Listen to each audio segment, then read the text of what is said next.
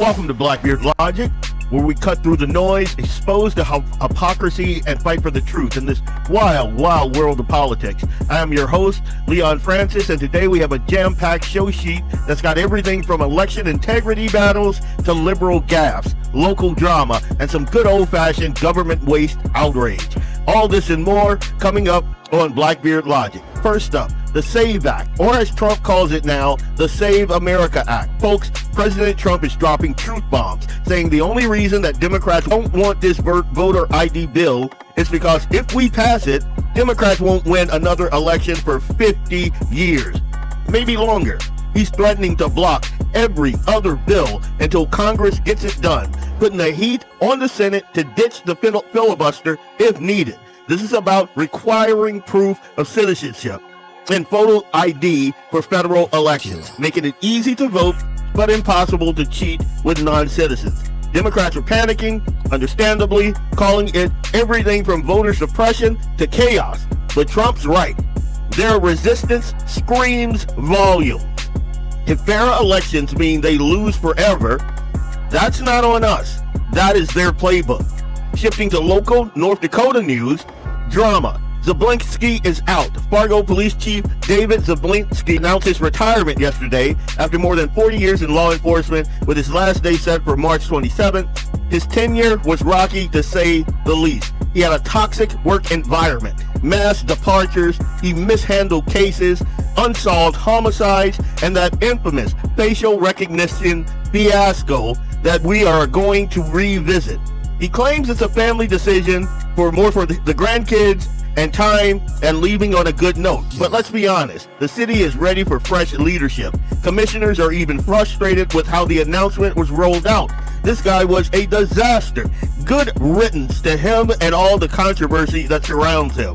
And speaking of that fiasco, a whole facial recognition thing.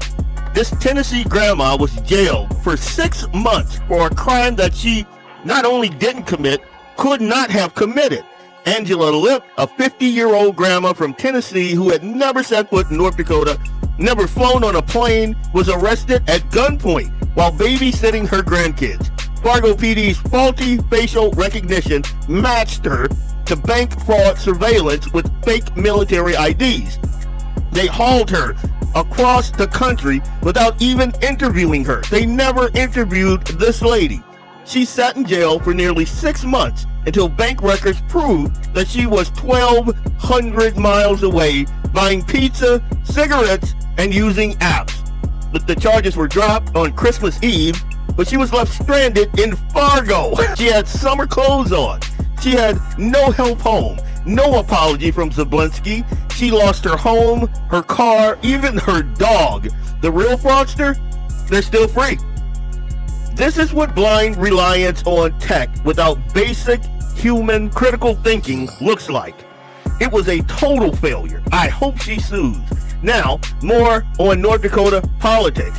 All of our Republican statewide office holders confirmed this week that they are skipping the NDGOP endorsement at the state convention in Minot on March 28 through 29.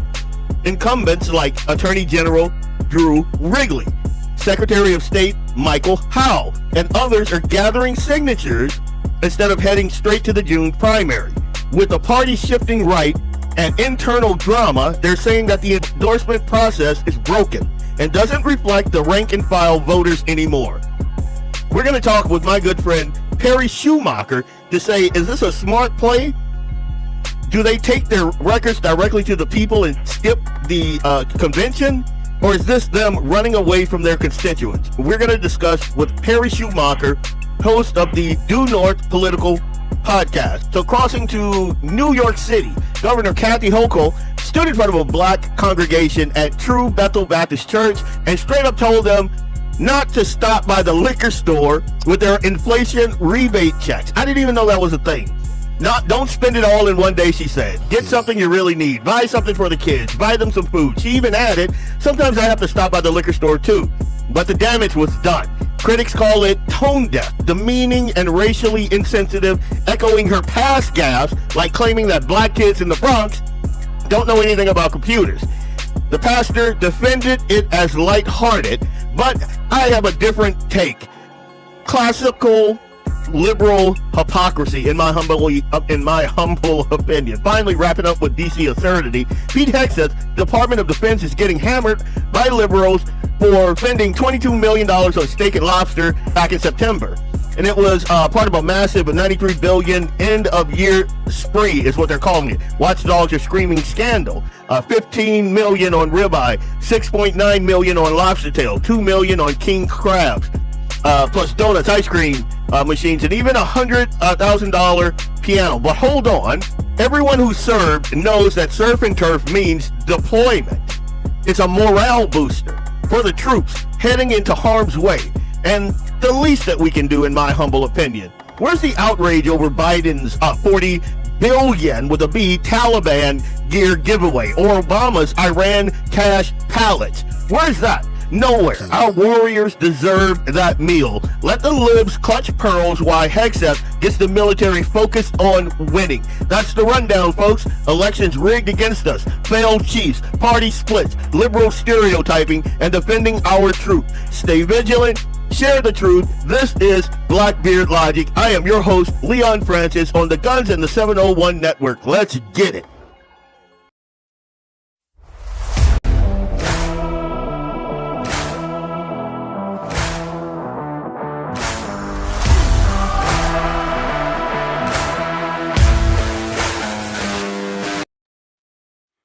Good evening, folks. It is a balmy Friday here in North Dakota. Fargo, well, not Fargo, North Dakota anymore.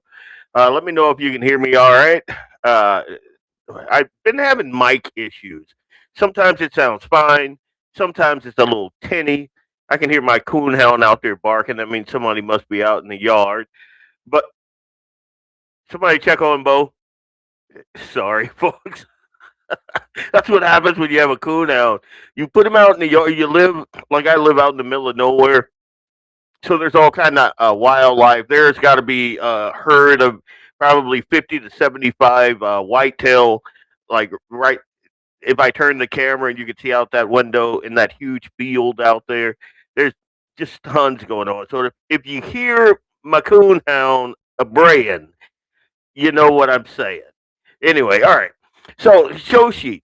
First up, we're going to talk about Trump. So, Trump drops the hammer this week. And actually, like right before I sat down here, I saw that John Thune said he's going to bring the SAVE Act to the floor, and the Senate Democrats will be forced to defend their position on that. So I guess that's a good thing. But what I want to dig into is more this. They're doing everything possible because they know if we get this, they probably won't win an election for 50 years, okay? And maybe longer. And they're going to fight like hell. But boy, do they get killed. Because even the Democrats, you saw the numbers today, Democrats voted 86% that this stuff should be passed. The Democrats, with Republicans, you're at 98%, but Democrats are at 86, except for the people that run the Democrat Party, because they want to try and win elections illegally. It's the only reason you vote against voter ID is because you want to cheat. There's no other reason. They come up with reasons. They say, it's racist. That's their number one, racist. Then you have to explain it, and they're just sitting there mumbling. They can't explain it.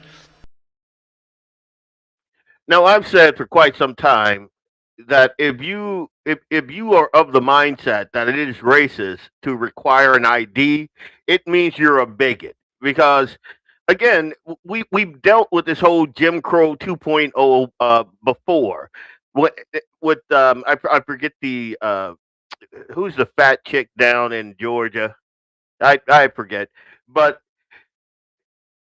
even back then, when they were talking about their own version of election reform, and they were calling it Jim Crow 2.0, and they said that Republicans were being bigoted, and it was like a poll tax and all of this garbage.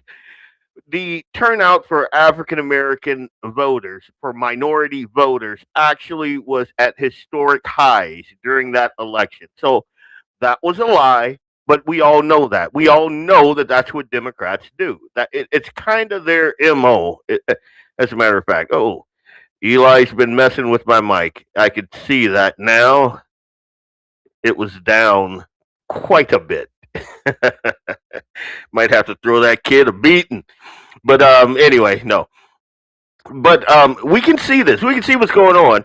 And like we can also see and understand, because we have the common sense that God gave a cricket, that you cannot disenfranchise, and me and my buddy Perry Schumacher talked about this a little bit on the Due North Political podcast. You cannot disenfranchise the American voter by diluting their voting power by allowing people that are not Americans to vote.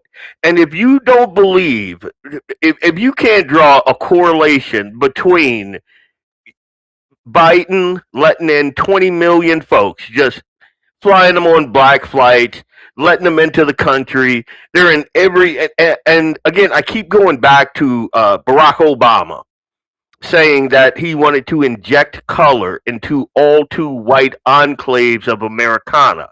I can't get that phrase out of my head, because it seems to me that that's exactly what these people have done. And the only reason, because to be clear, this is not an 80-20 issue. This is more like a 90-10 issue, and the 10% are all in Washington. Like everybody that looks at this thing, unless they're an awful or someone like Thomas Riley, and you folks that are on my social media, you know who that is. The only people that are all wee-weed up about this is dyed-in-the-wool liberals. That's it. Everybody else, Republican, Democrat, Independent, they're like, yeah, that makes sense. You should be an American citizen. You should be able to prove that before you can vote in our elections. But the Democrats are fighting tooth and nail, and they project. I'm going to show you a little bit of projection right here. This is Chuck Schumer. Take a look. But their bill isn't voter ID, number one. It is about voter registration.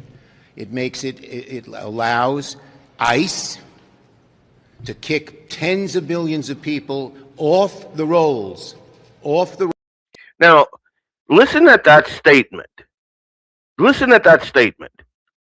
How can you kick 10 million voters off the rolls if they're legal? That's projection right there. Do you know what diluting the American, that's like 10 million voters diluting the voter rolls.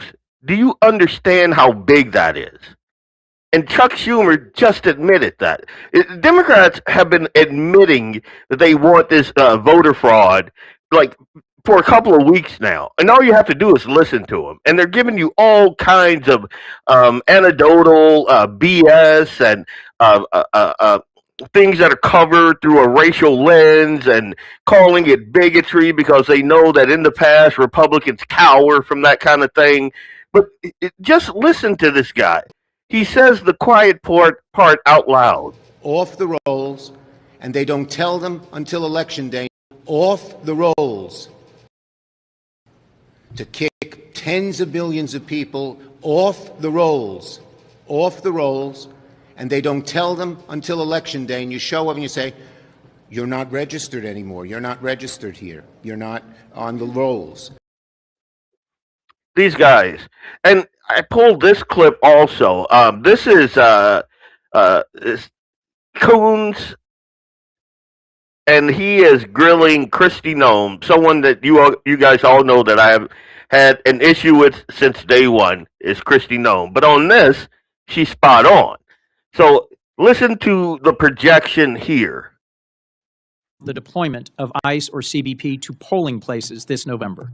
There are no plans to have ICE officers at our polling locations. And I'm glad to hear that, but would you rule it out? Would you say it will not happen? Do you plan on illegal aliens voting in our elections, Senator? I do not. In okay, fact, then the there should be Heritage no need to, Foundation, unless you plan on illegal Madam aliens Secretary, voting. so I'm concerned by your rebuttal. There are no plans to send any of our law enforcement officers to But polling Madam Secretary, locations. you're sir. clear it would there be a have been federal illegal crime aliens. for you to do so. There are illegal aliens that have voted, and it's been proven in the past in certain cases in certain states. We provide a program to states. I think we have 27 different states that utilize our SAVE program now to verify individuals that are eligible to vote in their elections. And as states run their election systems, we encourage them to use that to make sure they maintain their election integrity. Madam Secretary, will you issue a directive that ICE and CBP should be nowhere near polling places this November? We have no plans to have ICE officers or law enforcement at polling locations. States are responsible for running. Now, what she said there is perfect. I would have went further. I would have told this idiot, this pinhead, I would have told him, we were not planning on it, but given your very, very strong opposition, it seems like you guys have a game plan.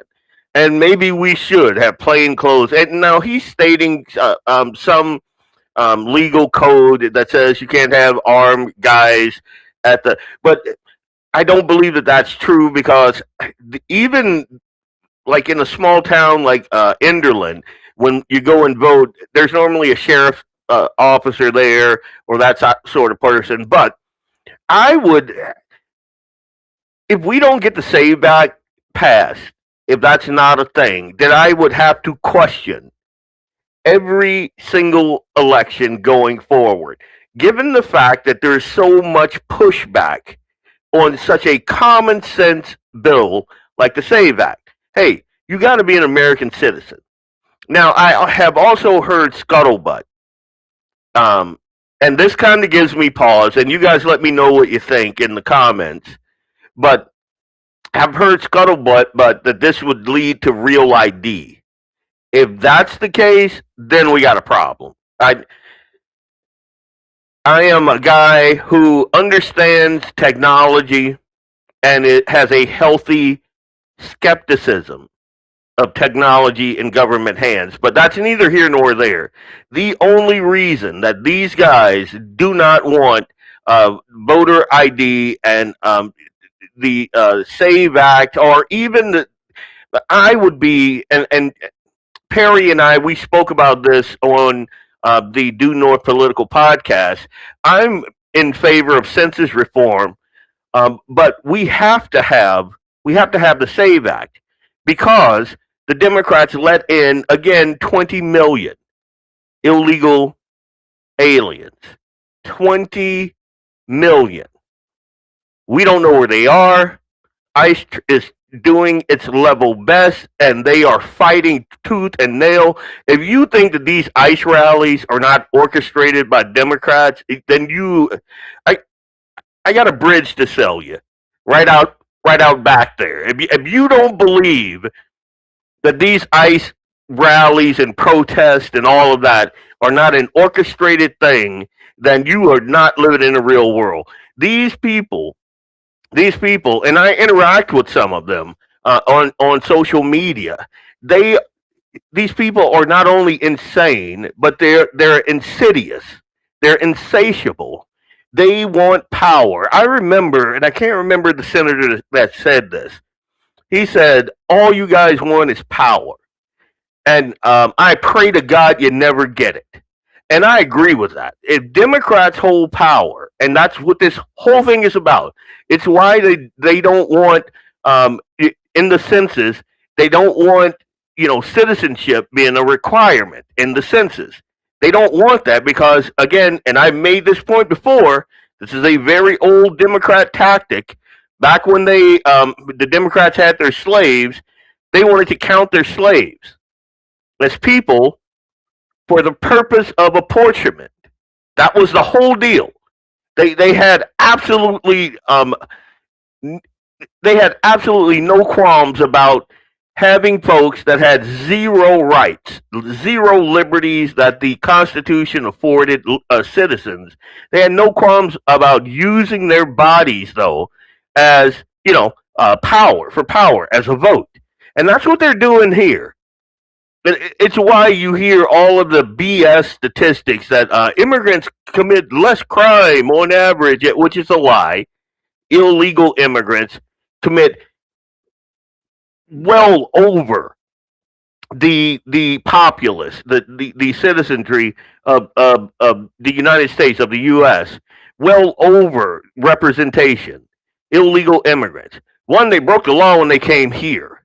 And two, the crimes that they're committing, they're not being reported as like illegals. Like we'll get the big names, but all of the ancillary, they don't. These people have a strategy, and that strategy is long term. And it's why they are fighting tooth and nail against Trump. Because Trump is coming in, and I said this the other day, he's coming in and he's not playing 4D chess or anything like that. He's resetting the chessboard. That's what he's doing. What we've been doing does not work. And it has us backsliding. And we think that we're correcting, but we're not. Our position has changed. Like if we let these people have their heads, if we went into a deep sleep and woke up 20 years from now, we would not recognize our country. That's how far we will have migrated left. One of the reasons why I'm apprehensive about the direction of the NDGOP is precisely that reason. Like our elected representatives, they don't want to meet with guys like me and Perry and the good folks that are listening to me right now. They don't want to meet with us because they think that we are ideologues. They think that we are MAGA. They and the thing that gets me is the fact that we're the guys in the trenches. We're the guys that make the whole apparatus work.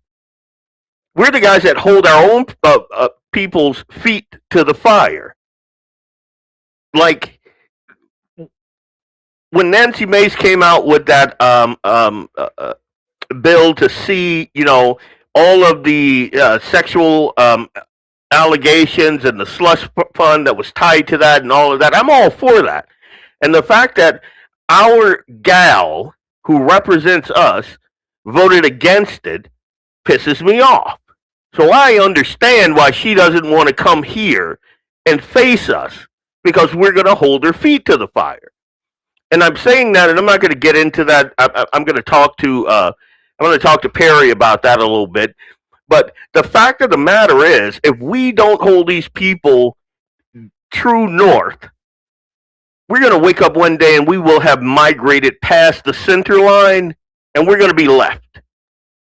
And that's just a fact. We're damn near there now. It blew my mind when I saw how many people were coming across our borders during the Biden administration. And everybody acted like we had, what's his face, who had Kristi Noem's position before now. I can't remember his name, but that guy was telling us the border was secure, and we could see that it absolutely was not. So if his version of security becomes the norm, if that becomes the norm, we don't have a country anymore. If the peaceful protest under BLM becomes the norm, then we live in chaos. If sending billions of dollars to terrorists and the biggest state sponsor of terror globally, if sending them pallets of cash becomes the norm so they don't bomb everybody, then we live in a chaotic world. And what Trump is doing, Trump is resetting that whole thing. He's like, so we're not doing this. We're shutting down the border. 0 people are coming in. We're not paying these idiots not to bomb people. We're going to take them out now. They've already, I mean, if we're talking about Iran, and I'm going to only talk about that for 2 seconds, but if we're talking about Iran has been thumbing their noses at America for quite some time. All of the IEDs that have killed our boys, they've been made by Iran. That's who made them. All those IEDs. Every time you see all these little ancillary groups that are like pirates and bombing Israel and bombing, trying to bomb U.S. embassies, and all of that is Iran. So if we're going to sit here with our fingers in our ears and our heads in the sand and say, well, Iran was just peacefully, existing, and we decide, no, miss me, that's BS. It's BS. But it was normal because the powers that be, up until Trump, allowed it. They allowed that to become the normal thing. Now, I've already bloviated well past 25 minutes, and I'm still on the SAVE Act. But I really wanted to touch on that because the only reason to be against the SAVE Act is because you have a dog in the fight. The only reason would be that you want those illegals to vote. That's the only reason. There's no other reason to be against it. And I've heard all the arguments, and they're bad arguments. It disenfranchises women. It disenfranchises minorities who don't know how to get a birth certificate or something, apparently. But none of that is true. And what we need to do is bring this thing back to center because it's going off the rails. I mean, seriously, if you want a country, and this kind of ties into the NDGOP, if you want a country where both parties are saying that little boys can be little girls, let's keep doing what we're doing because that's where it's going to go. Because if nobody is holding our party's feet to the fire and saying, no, we don't do this. No, we don't do that. As a Republican, what a Republican means is X, Y, and Z. If we don't have folks in the trenches that are holding that line, we're moving left. I mean, we already see that. We've already seen that. So with that being said, I'm going to put that issue to bed. May Dorcas, yep, you're right about May Dorcas. Oh, leave it to my comments, man. They'll straighten me out. All right, let's go to Zibolski. We all know this guy, right? I've had issues with this guy. This is the outgoing Fargo police chief, and my sentiments is the guy in the Atlanta Braves hat is, F that guy. This guy he's a horrible person. And I'm not going to say that. I'm not going to say he's a horrible person. He is, however, a very bad police chief. I knew he was bad when I saw him taking a knee with BLM. I can't understand how you could be a police chief. And this is something else. You see how they changed the Fargo police cruisers? It went from sworn to protect, dedicated to serve, to built on trust, accountability, and inclusion. Does that sound familiar? All that is DEI. All of that is under this guy. Here, and I got some, here, give me 1 second, get my notes here. So under this guy, like, just a ton of bad policies. He's just, this guy couldn't run a lemonade stand. Like, when he grabbed the mantle, by August of last year, 50 officers had resigned under his leadership. And that's per city data via open records request. In 2022, reports showed that 35 plus resignations, retirements since he started. This is him, doing the whole BLM thing since he started. And the exit interviews, 35 plus of them alleged a toxic work environment, low morale, lack of leadership, and Zibolski viewing local officers as bumpkins needing to be fixed. Yeah, what the guy in the Braves hat is saying. Yeah, F that guy. Former officers from his prior role in Wisconsin allege similar patterns, high turnover, 30 plus left due to him, and lack of leadership putting lives at risk. So why Fargo thought that this guy would be a perfect fit, I don't know. The exact same thing that he was accused of in Wisconsin is the exact same thing that our officers in Fargo accused him of. So there was a pattern, and it was demonstrable. We could see it. This is what happens when you have liberal city leadership. All they saw was this guy on his knees, hands raised, and praised to St. George Floyd.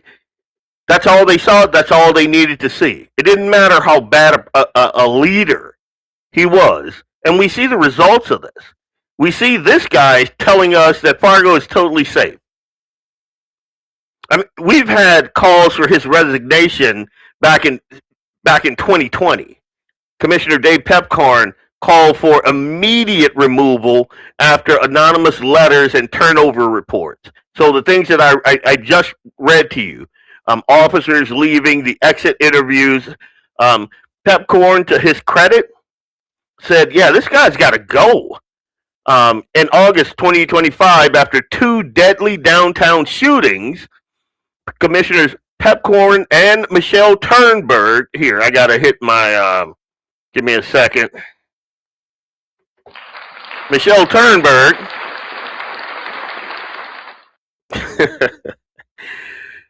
slammed his response.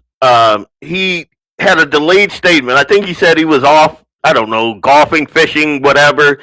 15 hours. Like, we had those 2 deadly downtown shootings, and the Fargo PD, under this guy's leadership, flubbed that up completely. Like, completely. Just horrible handling of that. And then the messaging was horrible. They had a press conference 36 hours later. He was smug. He was arrogant. He was condescending. His communication skills were garbage. And so Turnberg and Pepcorn demanded his dismissal if he didn't resign. They thought he was going to resign back then. But no, he hung on. Tim Mahoney, the mayor there in Fargo, defended him.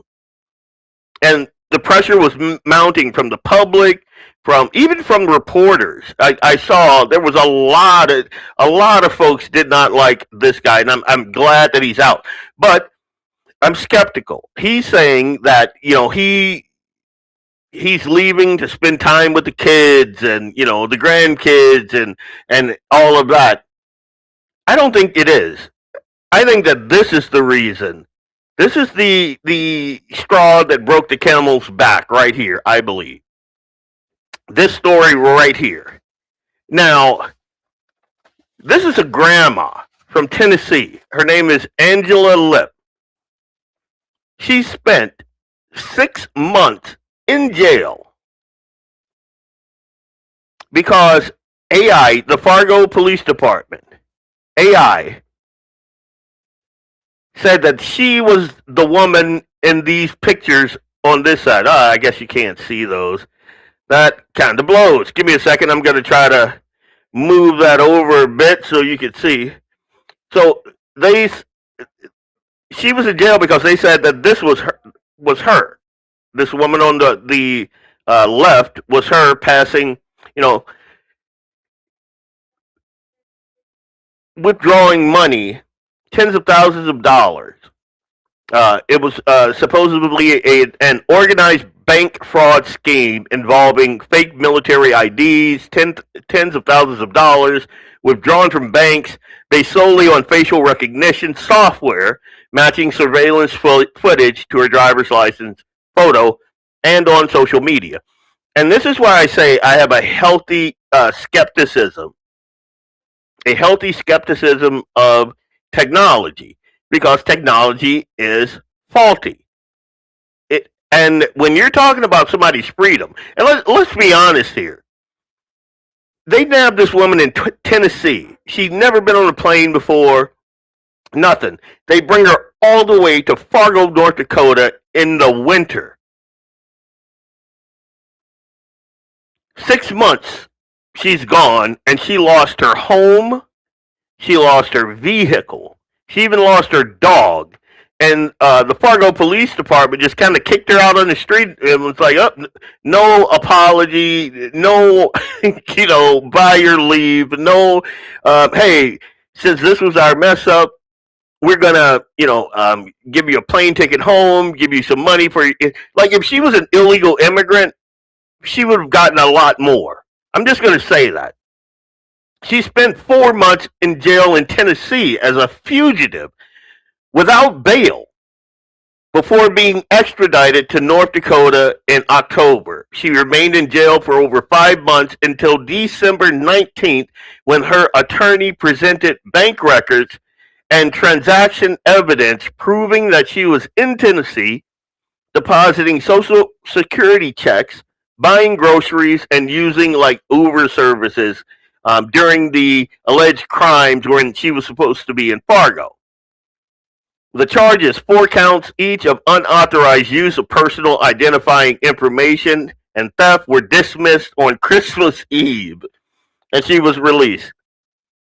Freezing. Like, I'm a Louisiana boy. I remember when I came to North Dakota, it was November of '96. And I got to tell you guys, for 6 months, I was sick as a dog. And I had money, I had clothes, I didn't have the right clothes. Again, Louisiana boy, so none of my clothes were North Dakota rated. But I could imagine this woman getting picked up in Tennessee 5 months prior and then being released in December in Fargo, North Dakota. Like, my God, that just, like, you would have thought an officer there would have had a heart. You would have thought that Zibolski would have said, yeah, we got to make this right. Now, I hope this woman sues. And the thing that sucks is the city of Fargo is bankrupt. So I don't know how that's going to play out. They're $1.3 billion in the hole. So I don't know. But there you go.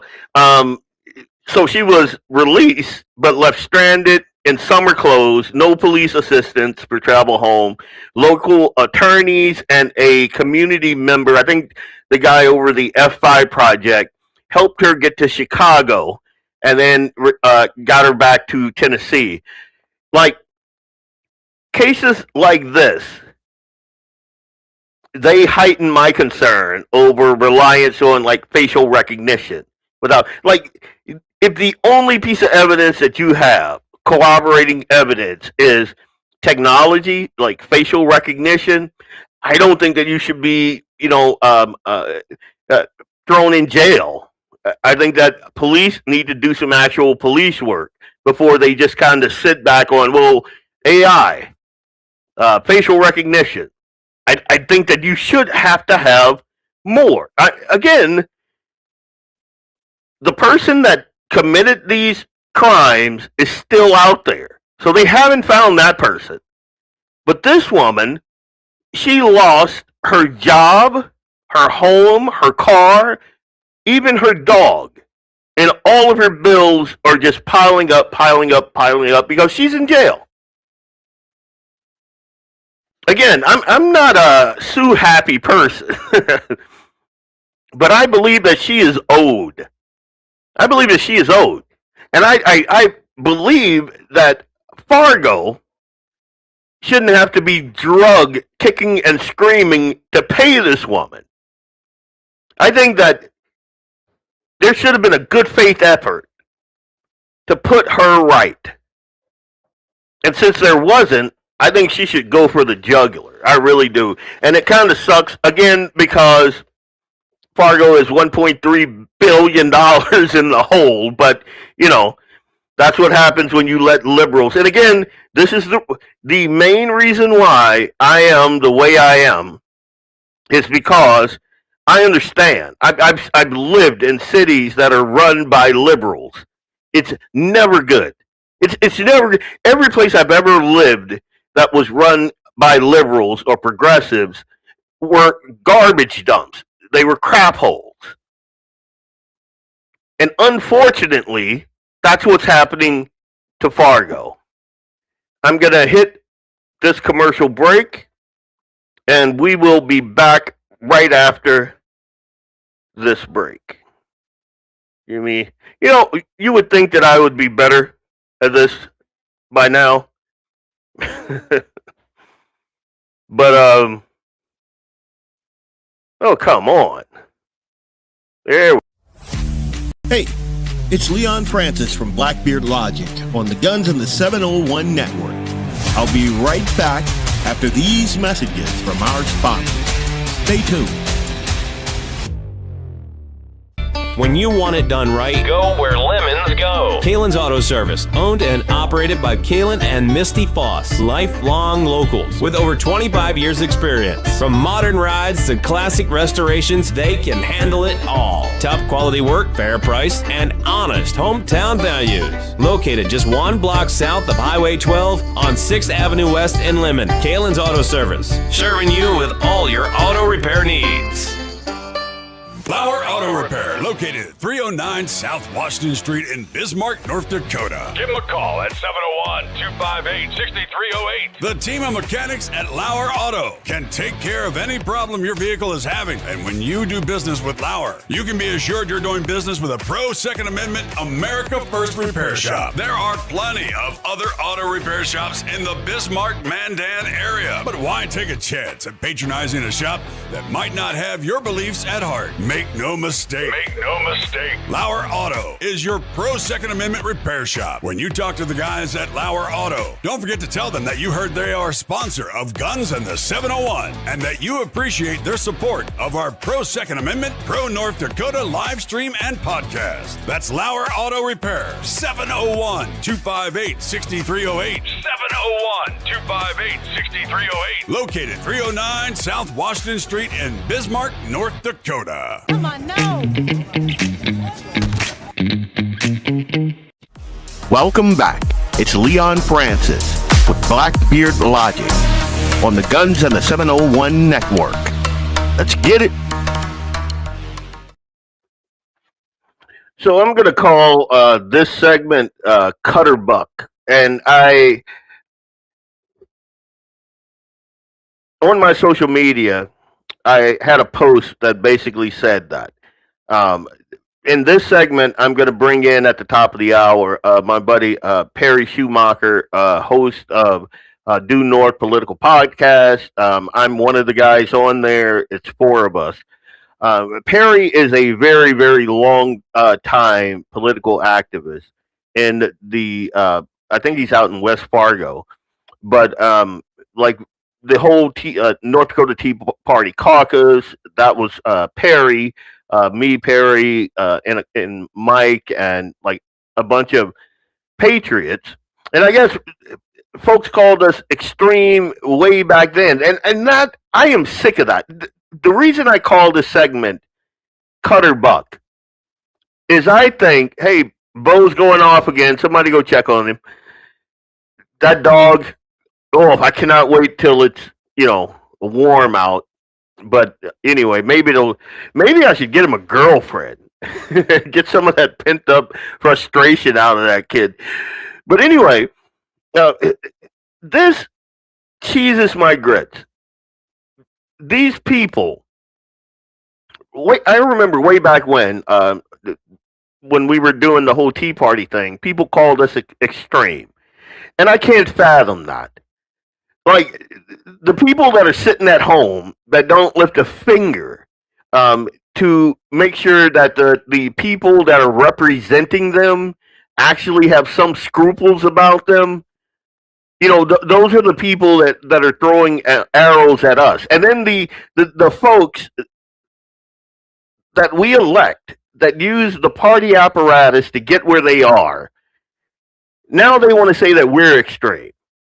They want to say that we are too populous, apparently. That we're out of touch with the rank and file voters. that we're too chaotic. I agree with Matthew Simon. He says that's shameful, and it is. Folks like me who have been a part of the North Dakota political scene for quite some time. I was district chair. I've been a delegate. I've been on the not the rules committee, but the committee that kind of sets our planks. I've been involved in that, and so to hear these people say that, well, you're too dirty, or you're too, whatever phrasing, you're too MAGA. They don't want to talk to me. And here is the hard truth right here. I'm just going to tell you. I'm just going to say it. The truth is, they don't want a thinking populace. They don't want folks that sit down and kind of parse out the policies and the procedures and the things that are happening and what they don't want that. They would rather you sit at home and allow them to run this country in the ground. Why the hell are we 30-some odd trillion dollars in debt? Why? If these people are so irresponsible, there's a reason for that. Why do they have a slush fund in Washington to take care of all the sexual assaults, all the sexual innuendos that are going on up there? Why do they have that? They don't expect you to hold them accountable. I mean, who are you? I believe that this is a truism. I believe that we get the government that we elect. And if we don't do our research, if they're not afraid to get their feet held to the fire, then we're going to get garbage. We're going to get what we have been getting that got us 30 some odd trillion. Some estimates are like $40 trillion in the hole. We're going to get leadership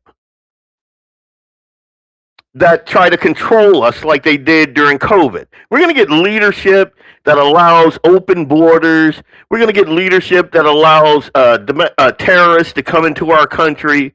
We're going to get leadership that has gas prices through the roof like they have in California. Because why wouldn't they? Why wouldn't they? If they're not afraid of us, and listen to me when I say afraid, I am afraid of my Lord and Savior Jesus Christ. I'm afraid of displeasing him. I'm afraid of disobeying him, which is why I try to do my level best, and I'm not perfect, to do what he says and to follow the plan that he has set out for us. So when I say afraid, that's the context. Not afraid that, we're going to be violent or anything like that. That's not where I'm going with that. But they should have a healthy fear of their constituents. Like, there are some of our representatives that won't even do a town hall because they don't want to face and we all know who I'm talking about. They don't want to face hard questions. They'd rather just go in front of a camera, cheese a little bit, throw out a couple of sound bites, go, yay, Trump, and be out the door. They don't want a guy like me saying, hey, wait a minute. Hang on a second. Let's talk about this issue. Why did you do this? Why did you vote this way? Why did you not vote that way? Like, break it down for me. Make it make sense to me. They don't want those conversations. They want you sitting on your couch voting for the R. And that mindset is going to get us what we've been getting. Now, I am going to bring my good friend Perry Schumacher into the conversation. How you doing, Perry? Good evening, Leon. Good evening. I am going to also, and I edited this just for time, Chairman Simon's speech. It's about 4 minutes. So I'm going to play this just so the folks have an idea of what we're talking about here. Here we go. I'd like to read some prepared remarks. and then I'll open the floor to Q&A and we can have some open dialogue. Later this month, Republicans from across North Dakota will gather in Minot for the 2026 NDGOP State Convention. Our convention is where Republicans from every corner of the state come together to discuss the future of the party, hear from our candidates, and set the tone for the important elections ahead. The theme of the 2026 convention, Strong Roots, Bold Future, reflects the foundation and direction of the North Dakota Republican Party. For generations, North Dakota Republicans have been grounded in the values of hard work, of faith, family, and individual freedom that have shaped communities across the state. Those strong roots continue to guide the party today as Republicans look ahead with confidence, focusing on policies that support the economic engines that drive commerce, protect our liberties, strengthen local communities, and prepare the next generation of leaders to carry North Dakota forward. The values that draw North Dakotans to the Republican Party must be reflected in deeds, not reduced to talking points during election season.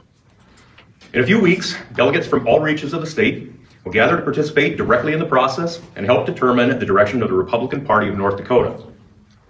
They will hear from inspiring speakers. They'll be afforded fellowship opportunities. They'll be able to engage in robust deliberation and elevate the voices of those whom they represent to ensure that the values of the North Dakota Republican Party continue to guide us and our state as we move forward with the 2026 election cycle. Our speaker lineup includes Steve Deace, a nationally recognized commentator known for his bold insights on faith, culture, and American politics.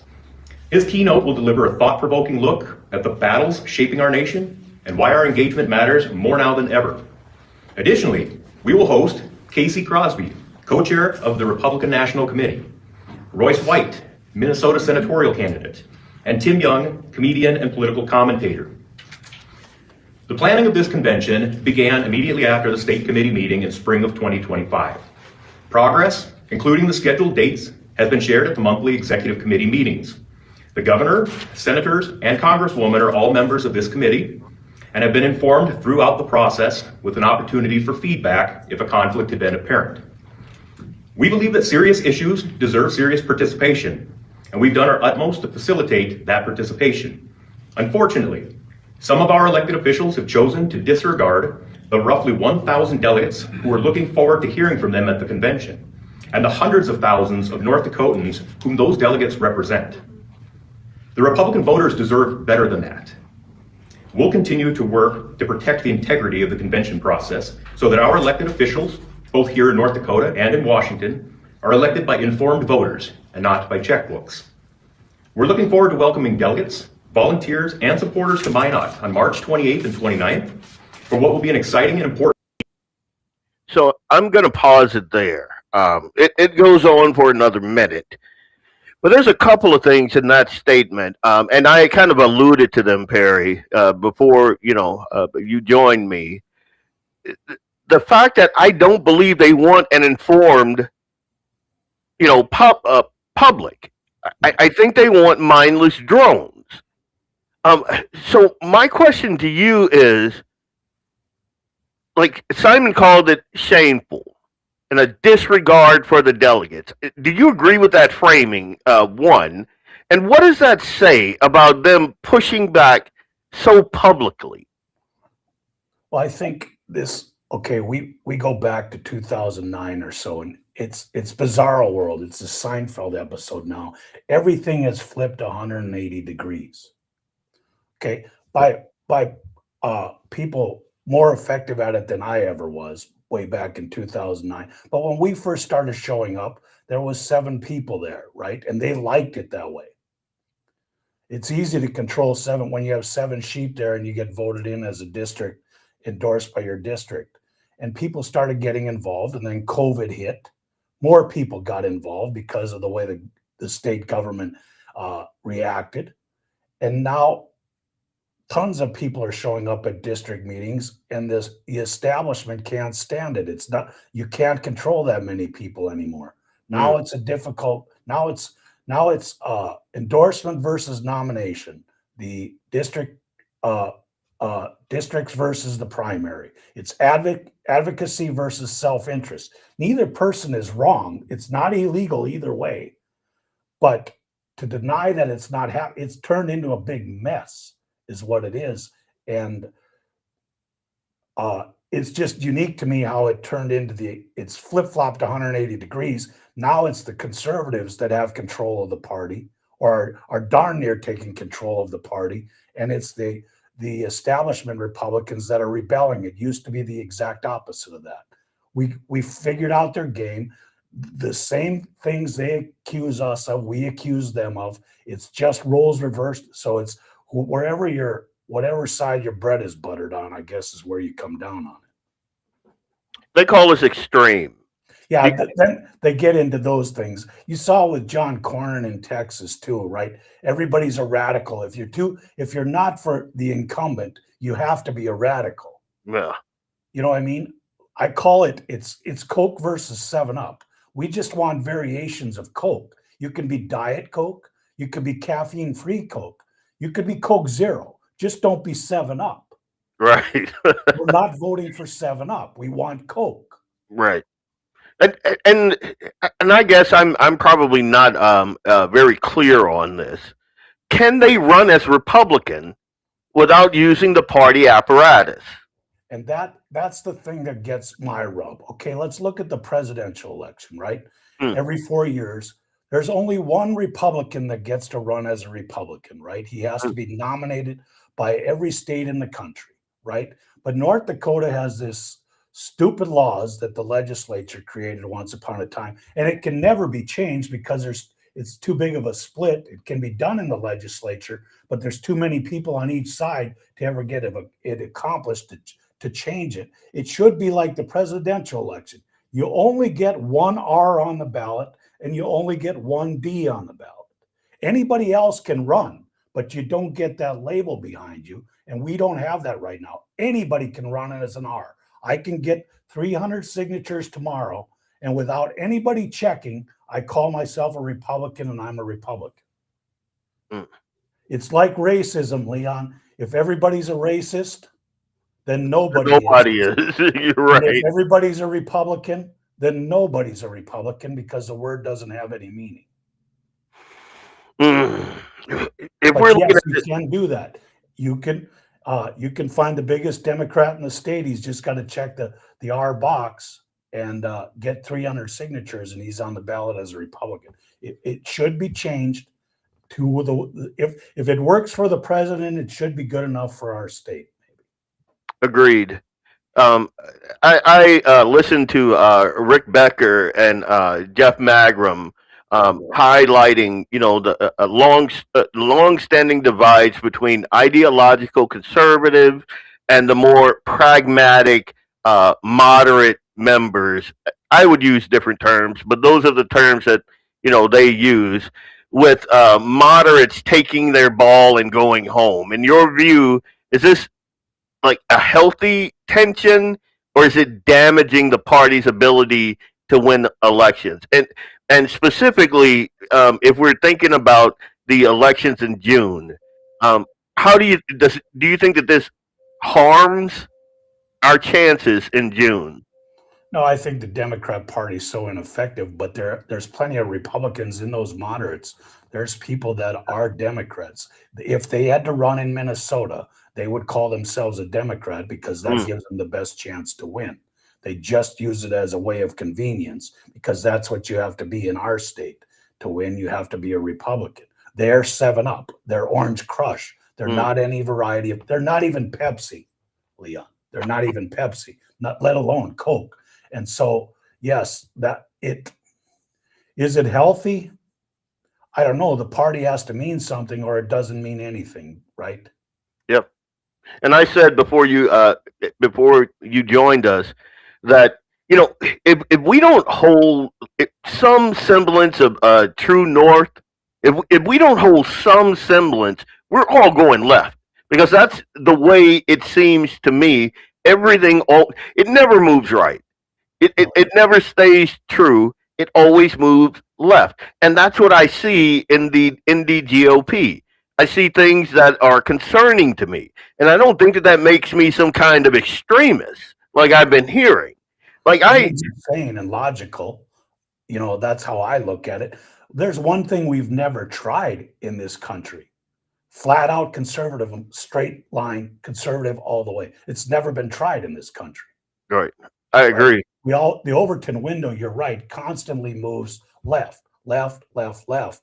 And but everything gets worse.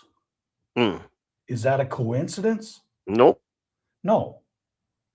But I like you, I firmly believe the American people are an unserious people. They have an attention span of a gnat.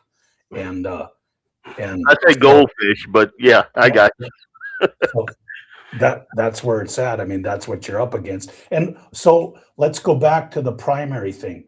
So the incumbent, he gets beat out in the district. He doesn't get to use the R behind his name. In my world, he wouldn't get to use the R behind his name, but he does have name recognition, right? He's the incumbent. So he has that advantage over me as the district endorsed candidate. So why does he get both? The name and the R, and because he wants to still keep the R, he gets both advantages over me, and I'm the endorsed candidate. Doesn't seem right.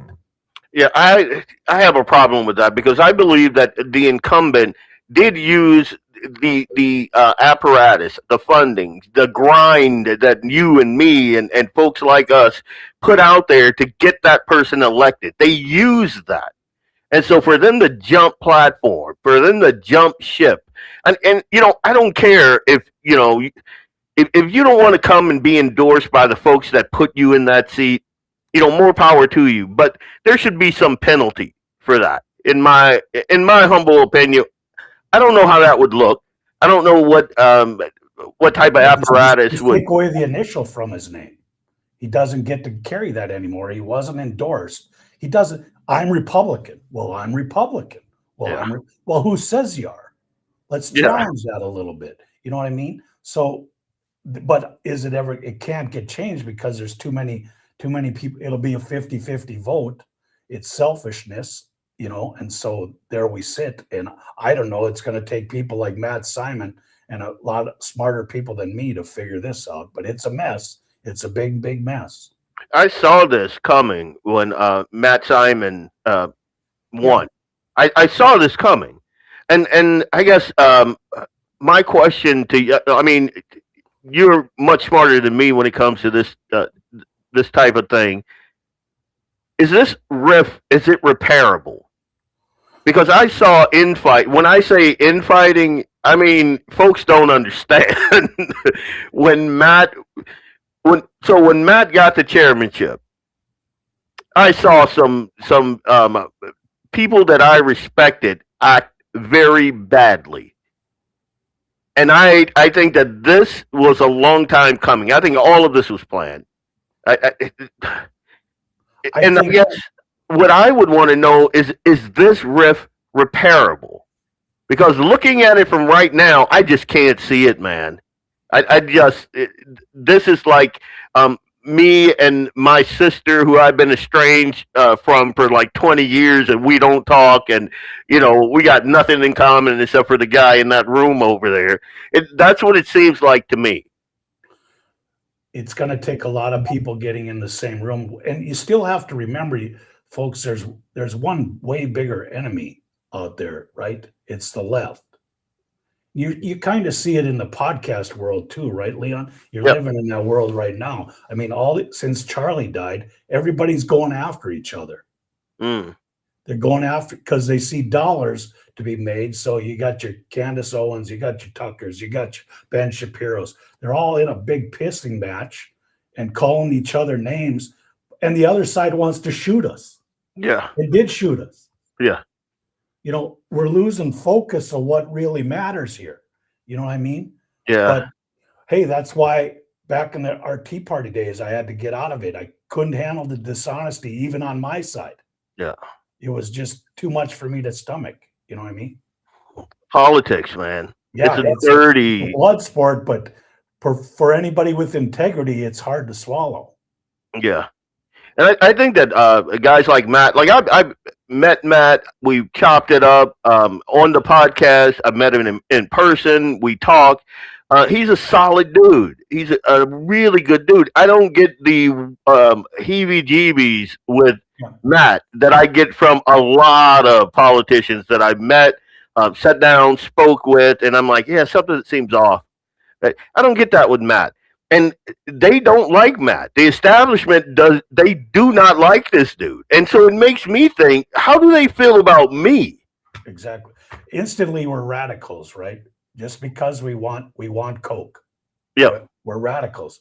How dare you? You should be happy you're getting a soda. Yeah. What are you complaining about? I could have given you water. You're getting a soda. Be happy. We're beating the other side. Be happy. How do you?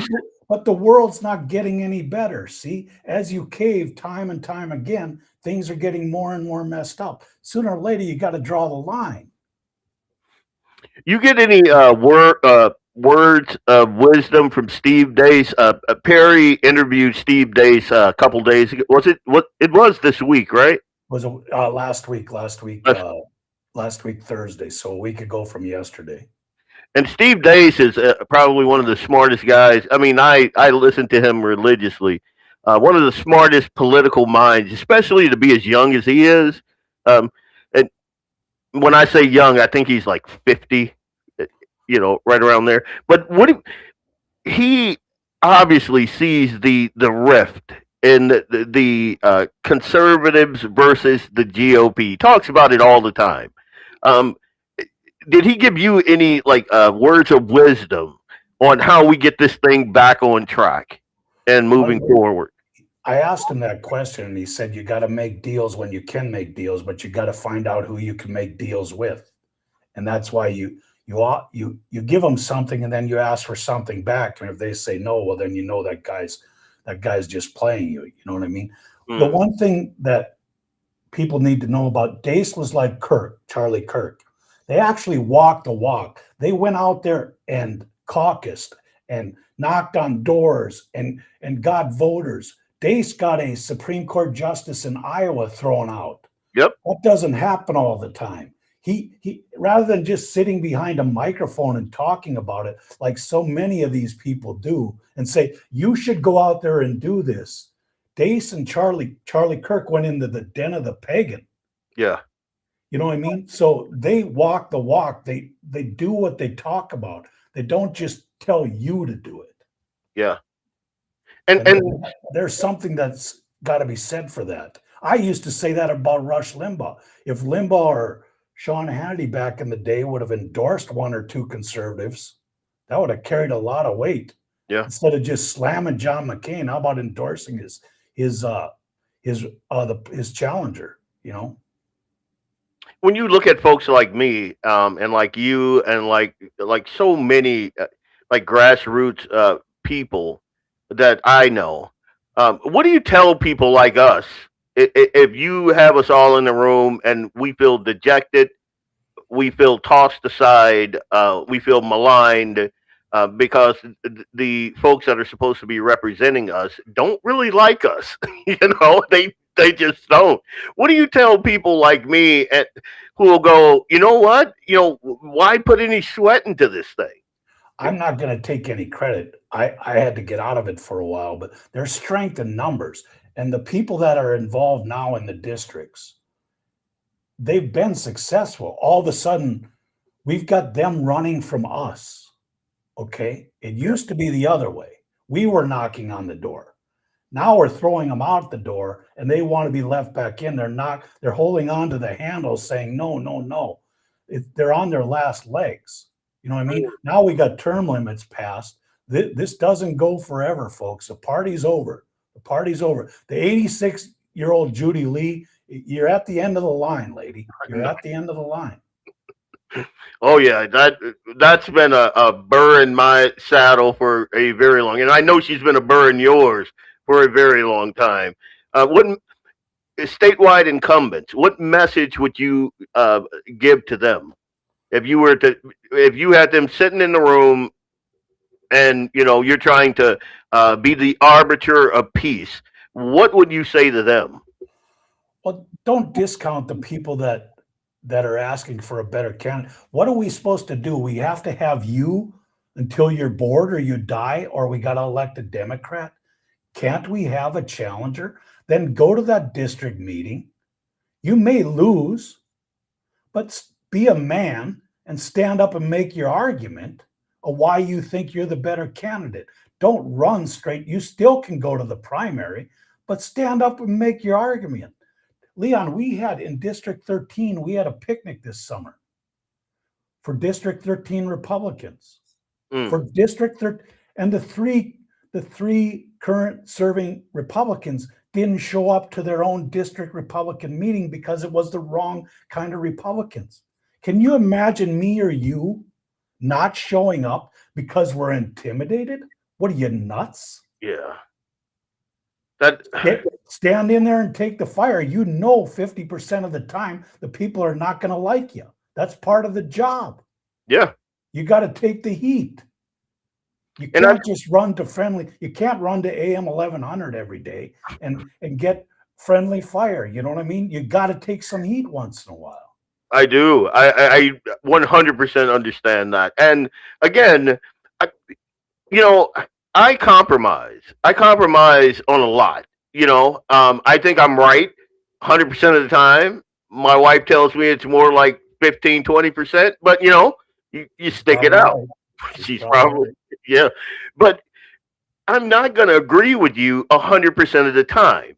That's just not a thing. But I have tons more respect for you if you sit there, you argue your point as passionately as I argue mine. Yes. Because in the absence of that, you look at me like a drone. I got to vote for you because of the R. That's not an it's like the COVID thing all over again. You don't want informed consent. You want compliance. You want that mindless drone that's going to do exactly what he's told when he's told to do it. Jump. How high? That sort of thing. They want 7 people at the district meeting, and then when it comes time to knock on doors, how am I supposed to go out and work for you then? You won't even talk to me and hear a different point of opinion. Once in a while, Leon, when you go to the restaurant, they don't have Coke. You got to order Pepsi, right? Or vice versa. So sometimes we lose in the argument, and we got to take the best we can. But these people are running from the argument. I can't imagine a grown-up that wants to be a leader running from a fight. Yeah. But that's what Republicans do, right? We just lose more slowly. Yeah. Been doing that for a generation. Just lose slowly. Yeah. Yeah, and I've made that point before also. It seems to me that when Democrats have the power, they are just balls to the wall, man. They don't care. It could be the craziest. I mean, we've already seen it. I mean, we saw it under the Biden. It's only going to get worse, right? It's only going to get worse the next time. And we're afraid to just call somebody out on our side. Like, we don't even do that. We try to play with kid gloves, and while these people are beating the hell out of us. We got 20 million illegals under Biden, and we still got Republicans that are wishy-washy on the SAVE Act. Like, come on, guys, glove up. Glove up. I'll use a Dace argument from yesterday. He said, if you're going to sit there and explain to your audience, well, the Senate procedure doesn't allow us to do this with the SAVE Act and stuff like this, you've already lost, dude. You've already lost. The people don't care about procedure. Yeah. They want results. Yeah. Look at the airports this week. Yeah. The lines are out. I got to travel in the next couple of weeks. The lines are out the frickin' doors, 4-hour lines for something nobody can explain, that the Democrats are shutting down you know what I mean? Stupidity like this. You think you're winning. Nobody's convinced other than your lemmings, but the public has to suffer for it. And like you said, 20 million people. So you can't make it sure that only American citizens can vote because you got some sort of procedure in the United States Senate, but 90% of the public wants it? And we're supposed to champion you? Yeah. I mean, gosh. I didn't mean to get you upset, man. Yeah. To me, it is just, it's unbelievable. And I played the whole Coons and Nome. I played Schumer. Hey, 10 million people are going to get kicked off the boat. Well, duh. Yeah, that's kind of the point. That's kind of the point, exactly. You said it the other day on our show, right? Whatever they're accusing you of is what they're doing. Yep, they're projected 100%. Yes. Perry, anything you want to leave us with? Words of wisdom. I want to tell your viewers and listeners to watch our Due North podcast. Leon is one of the stars. every other Tuesday, 6:30 p.m. Central Time. Join us. Yeah, I got a plug in here. I might play it. Play you out with it. But yeah, I enjoy it. I figured out that I was not a star when your brother is racking up the points, man. It's logical, yeah. He's just so calm. Maybe people like that. Maybe that's what they like. Me and you get a little bit more fired up. Yeah, we're a little more salty. He's a little more. We're gonna move with the whole trophy thing. I'm not sure. We'll see. It depends if I'm winning or not. I was looking at the numbers today. I got to put some scores on the board, man. Perry Schumacher, guys. You have a good weekend, Leon. Thanks for having me. You do the same. So that's Perry. And seriously, and I always put on my social media, when we're going to have the show. So you guys stay tuned for that. I'm going to play you a little bit of our show here. I'm going to go down here and give me a second here. Or maybe I didn't put it in here. Maybe. Let's do this. I'll do this instead. Okay, let's go. I am Leon Francis of Blackbeard Logic on the Guns and the 701 Network. Let's get it.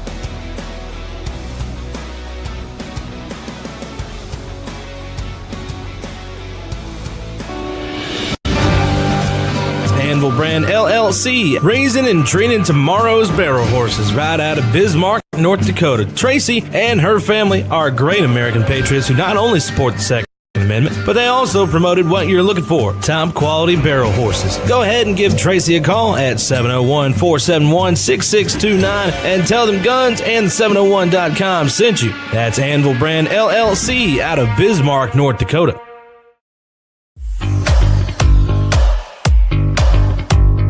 At Horton Laser Craft, we believe in the power of personalization. Whether it's a cherished memory, a special occasion, or a unique gift, our custom laser engraving brings your vision to life. Our expert craftsmen and state-of-the-art technology ensure every piece is a work of art. From personalized decor to one-of-a-kind keepsakes, Horton Lasercraft makes every moment unforgettable. Visit HortonLasercraft.com today and start crafting your perfect gift. For more info, email them at HortonLasercraft@yahoo.com or call them up at 605-545-7535. Horton Lasercraft, where memories are engraved.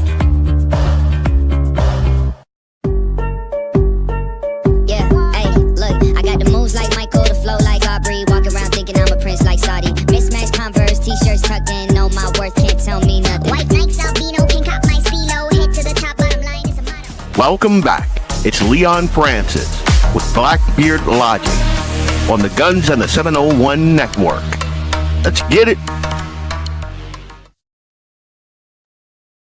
Yeah, Jamie, I know. I gotta go through my commercials, and yeah, that was an old commercial. Now that I'm thinking about it, Alex Balaz is in the house, so that's pretty cool.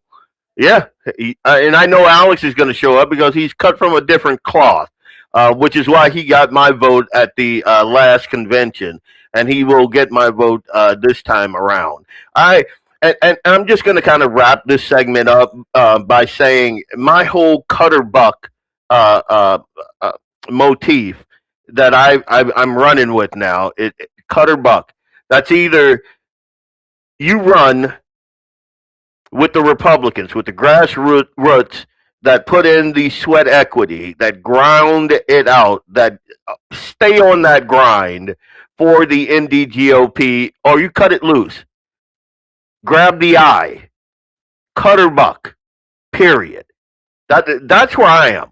All of these incumbents that bailed on the convention, every statewide Republican office holder skipping the Minot endorsement, saying that we're too populist for them now. I say Cutterbuck. In my humble opinion, you're a rhino. I don't. That is not a mindset that I am comfortable with. If you're going to represent me, that's not what we do here.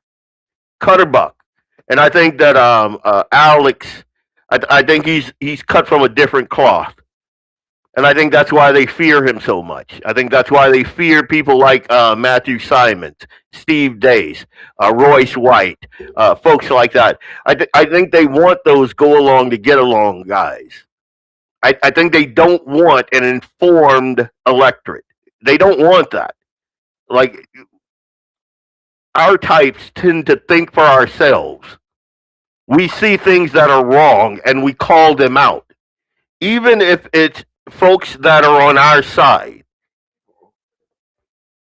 The one thing that kind of distinguishes us from Democrats is they have 100% unity over there. They have groupthink. They're drones over there. We're kind of not that. We have that independent streak that founded this country. And that thing is unbridled. You can't, it's like a wild horse. And I think that there is strength and unity of a party like that. Robust debate. Great. I love it. Bring it on. I got my ideas. You got your ideas. Let's sit down and let's talk it out. If I don't agree, I don't agree. If I agree with 90% of your policies and procedures and strategy, then you got somebody who's going to grind it out for you. But if you don't even have the conversation, if you won't even talk to me, if you think I'm too extreme to come and even submit an argument to, then you're losing me. Like, there's no reconciliation behind that. Cutterbuck. Be a Republican or be a rhino or be an independent. You can't be both. So, Alex, I will see you in Minot, and I will be very, very happy to cast my vote for you. Now, let's move. Let's see, where was I going to go after that? Maybe let's do a little Kathy Hochul. This chuckle nut. So when I heard about this is one of the, and we all know how Democrats, their mindset. They try to come off as altruistic. They're not. They're bigots. Like, in their heart of hearts, that's what they are.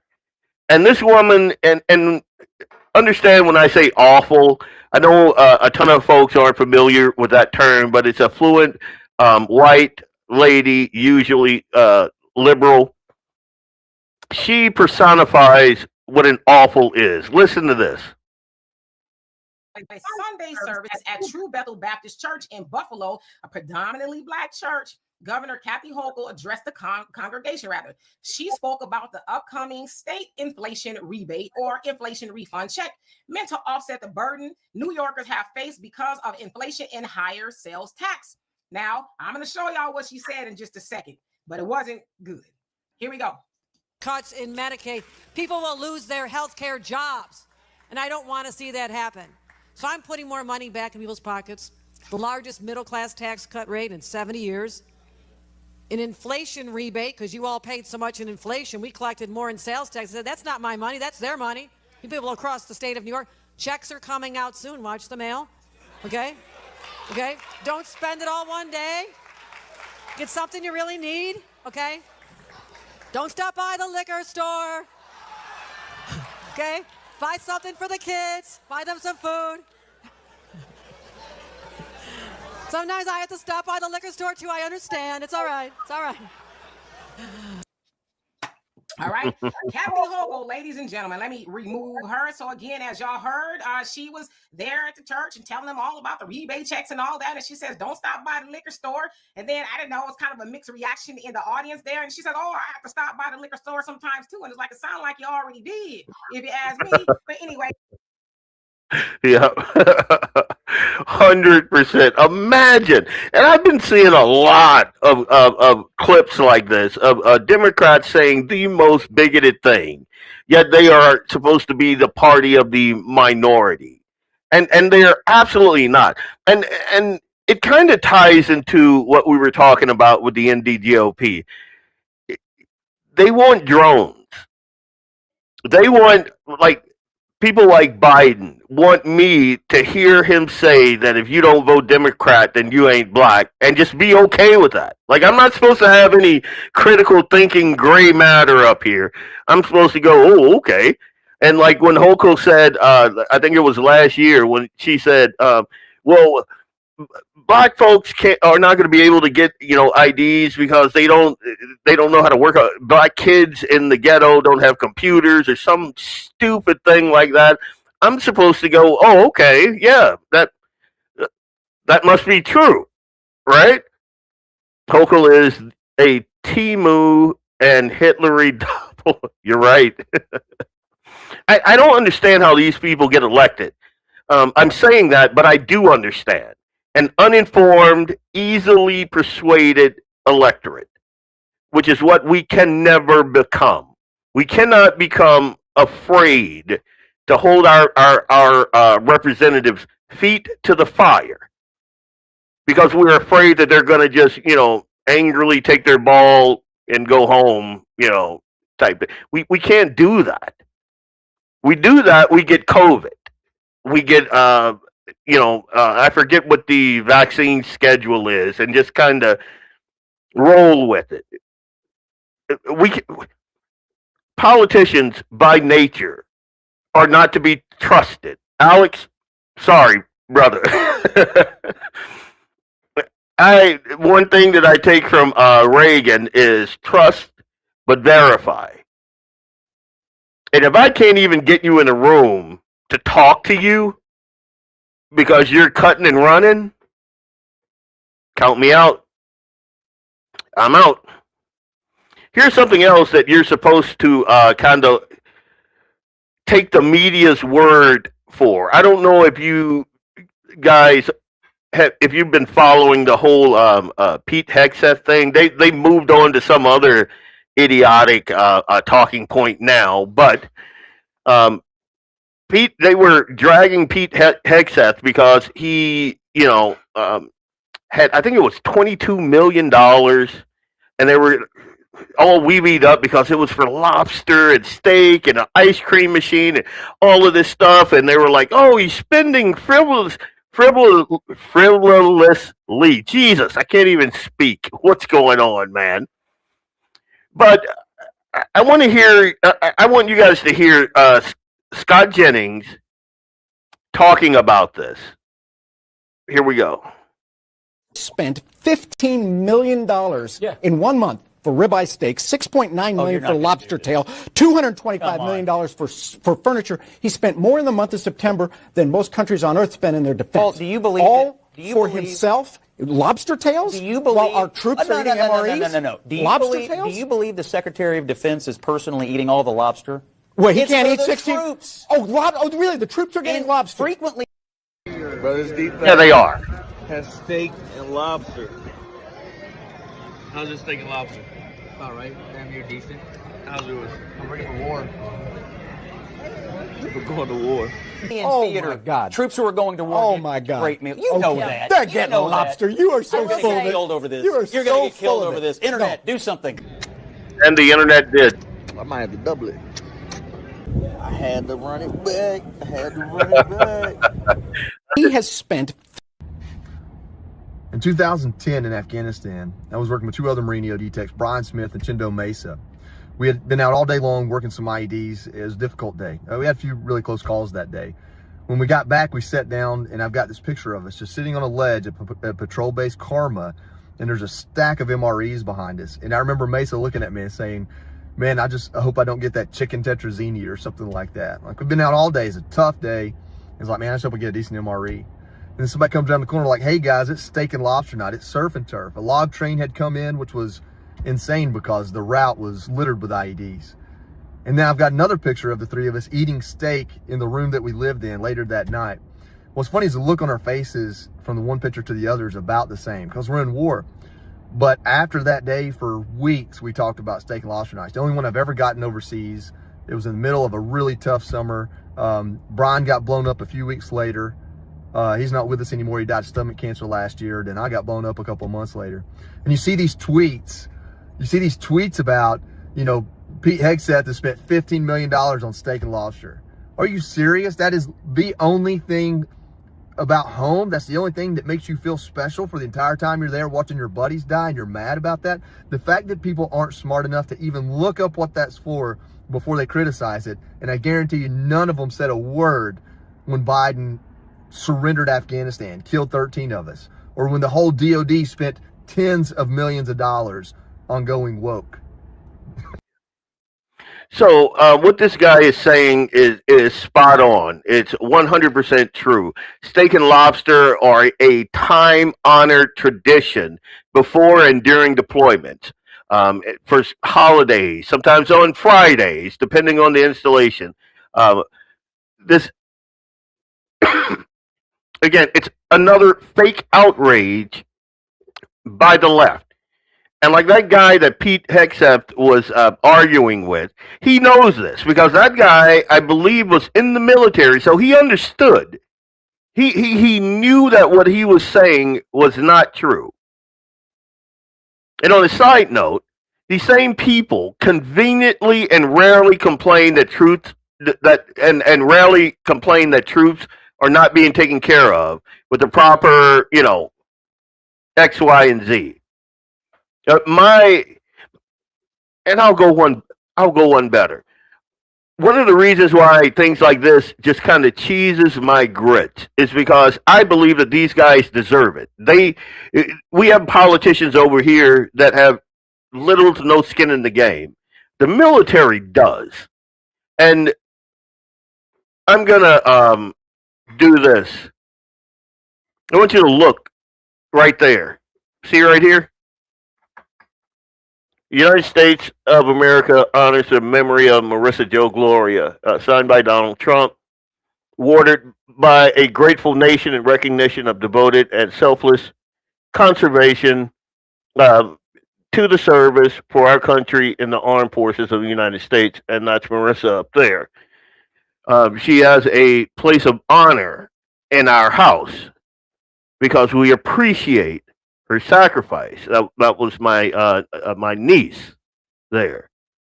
And like I'm reading some of the comments, illegals get four-star hotels in NYC, 3 hot meals a day. That a lot of times they would throw in the trash. All of that. Like I see things like this. Like when I saw all of them getting all wee-weed up, and I agree with Pete. I wouldn't have even addressed any of those idiots, any of those news, but it blew up. It went viral. And all of a sudden, we are no longer talking about this. The $40 billion in military equipment. But we're supposed to be mad that Hegseth bought our guys surf and turf. Like Pete bought $20 million worth of surf and turf, and he sat down and he ate it himself. No, we're also supposed to forget about, the fact that Obama sent Khomeini $1.7 billion. That is enough money to get Fargo out of the hole, right there. But $20 million for our troops, apparently that's That's a bridge too far. Biden sent Khamenei $6 billion. We're not. What are we supposed to do with that? You know, it's a non-issue that they blew up. And I was happy to see that the internet did exactly what Jennings asked it to do. There were tons of video from enlisted men and women talking about this over this entire week.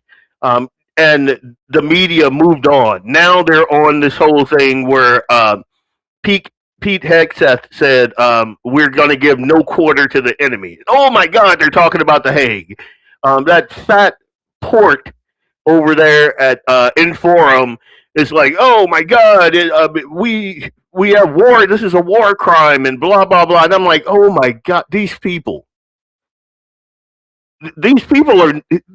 they're not serious people. And if they didn't control so much power, we could ignore them. But they do, and the only reason they have the power is the thing that they require is us to be uninformed. They want us, like the Democrats are already like this. Those people are not informed. They're soundbite people. They believe exactly what they hear in the mainstream media. We are a different breed, which is concerning. Which is why the situation with the NDGOP is so concerning.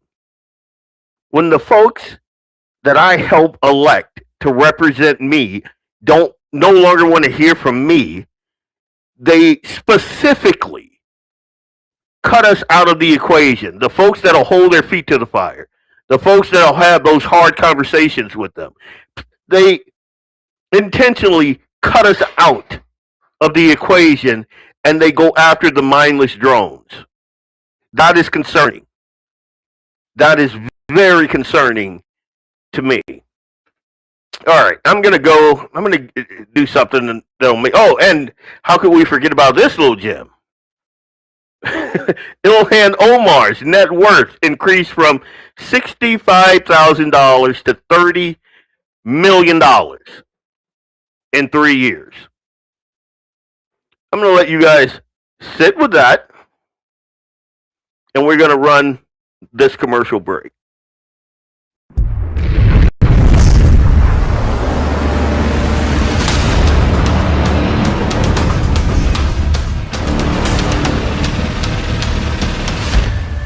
LAUER Auto Repair, located at 309 South Washington Street in Bismarck, North Dakota. Give them a call at 701-258-6308. The team of mechanics at LAUER Auto can take care of any problem your vehicle is having. And when you do business with LAUER, you can be assured you're doing business with a pro Second Amendment America First repair shop. There are plenty of other auto repair shops in the Bismarck-Mandan area. But why take a chance at patronizing a shop that might not have your beliefs at heart? Make no mistake. LAUER Auto is your pro Second Amendment repair shop. When you talk to the guys at LAUER Auto, don't forget to tell them that you heard they are a sponsor of Guns and the 701 and that you appreciate their support of our pro Second Amendment, pro North Dakota live stream and podcast. That's LAUER Auto Repair, 701-258-6308. 701-258-6308. Located 309 South Washington Street in Bismarck, North Dakota.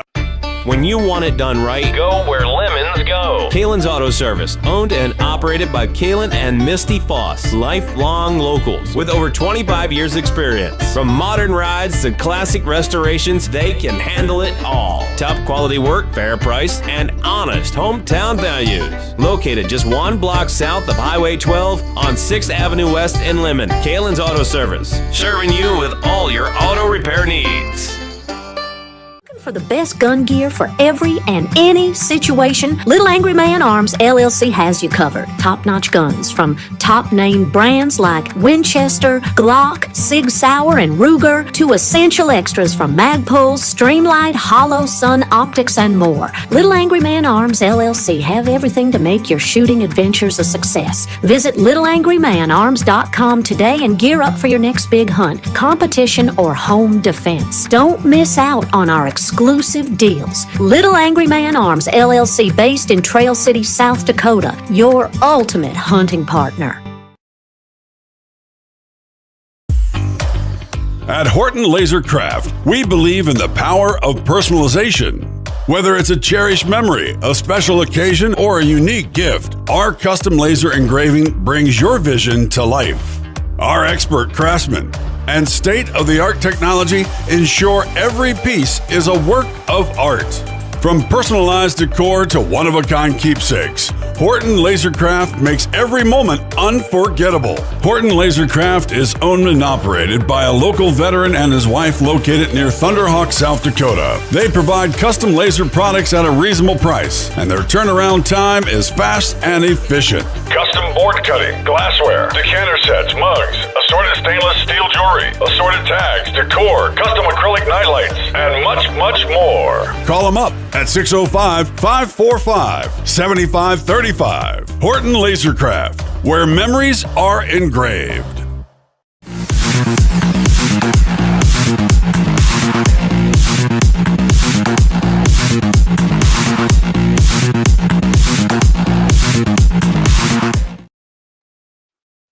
Yeah, just kind of looking through the comments here. Some really good points. The left would have them sleep in a parking garage and give them cold pizza. Yeah, the same people don't seem to mind that we spent $18 million covering up congressional sex scandals. How did our representative vote for that? Yeah, that's a problem for me. That's a problem. I got to have Alex on here before the convention and just kind of pick his brain on some things. I wonder if he'll run. I wonder if he'll be like, oh no, that guy's too crazy. And I remember, like, and I'm going to wrap up this Pete Hegseth DOD getting slammed for $22 million on steak and lobster. And that's to fly it overseas, to do whatever he's going to do. And there was like ice cream and obviously like some comfort food. These folks are getting like MREs. And like the guy in the video, the veteran in the video was saying, you know, you get back, it's hot, you know, it's a long deployment. You might lose a friend or two. And the morale booster you get is like, instead of tearing open that chicken tetrazzini MRE, they're like, hey, come down to Chow Hall. We got surf and turf tonight. And you're like, I got no problem with that. I do have a problem with the Taliban getting $40 billion in gear, in American gear, with Iran getting $1 billion in cash, dropped from on pallets from unmarked planes. I have a problem with leering centers in Minnesota. That's what I have a problem with. This is a non-issue here to me. Like when I heard this, I'm like, what? So we're not even talking about, like, they found all kind of because of Nick Shirley and what he did in Minnesota and in Michigan. They're finding fraud all over the place. California is going to make Minneapolis look like, you know, child's play. I was watching an interview where there was this one doctor. He was semi-retired, but these people were using his doctor code to sign all these people up for like Medicare scams and hospice scams, and so when the reporter brought him like all of the evidence, he's like, yeah, I didn't do any of this. Then they go to the place of business, and they didn't want to talk. They didn't want to talk. All of this money, like, we think that it takes the extraordinary amount of money to run our government. And whenever we talk about, you know, streamlining or giving us some of our tax money back or anything to, oh my God, the liberals go, how will your roads get fixed? How will you have firefighters? And they always go to that crap. What they never talk about is USAID. They never talk about all the fraud, waste, and abuse. They never talk about how COVID, and Perry made this point the other day, how the whole COVID scam drove inflation. Why? I haven't heard anyone talk about that. And when he said it, it clicked. I'm like, oh, wow. I don't know why I never even thought of that. But do you understand the amount of money, the amount of just unbelievable cash that was injected? But we're talking about Pete Hegseth and $22 million. That's what we're talking about. Yeah, I'm good for a cold pizza and a beer. I'm good for, but the troops, I think they deserve a little bit more than that. Speaking of Due North Political podcast, we had a segment called Stand If You Agree. And this was my stand if you agree. Let me know what you think.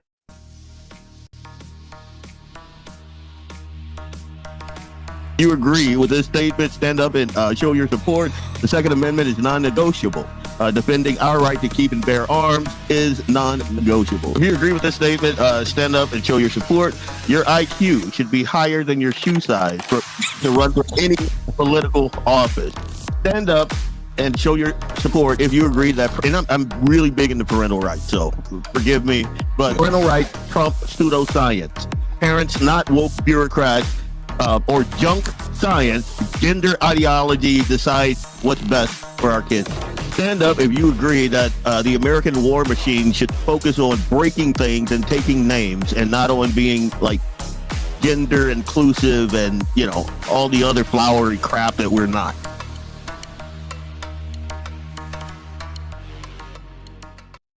And there's just so much. It's like I could get on here and go for 6 hours a day, just scrolling through social media, scrolling through news stories, and coming on here and just kind of bitching about it. I could, because there is so much wrong.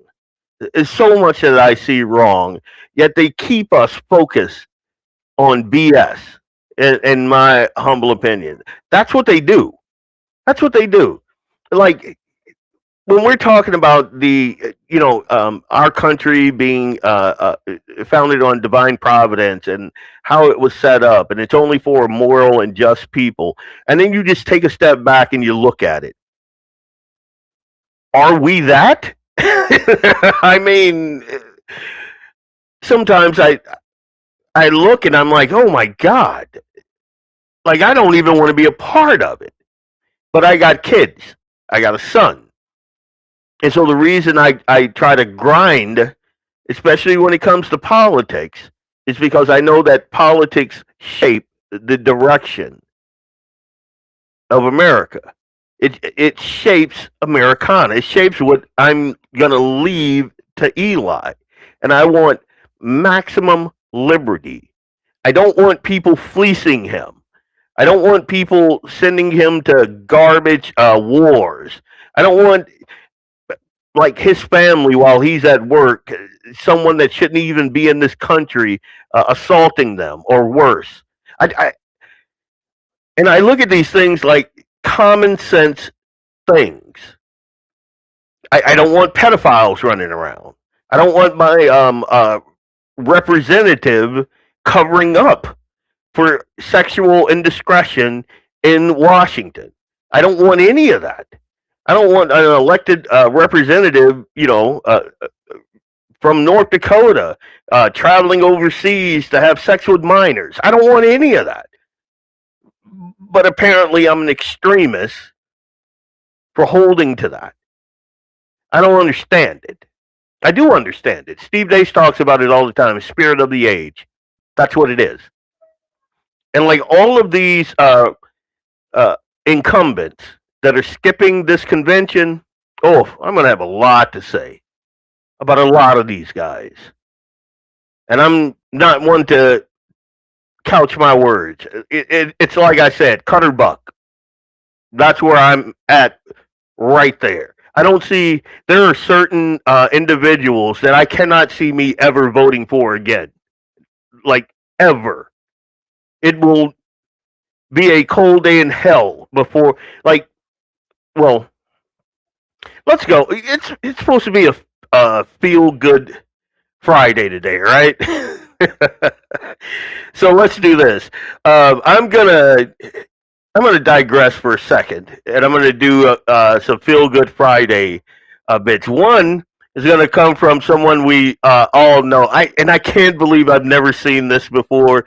A good friend of mine posted it on one of my social media threads today, and I could not believe that I had never seen this before. So this is gonna be a good one. Here we go.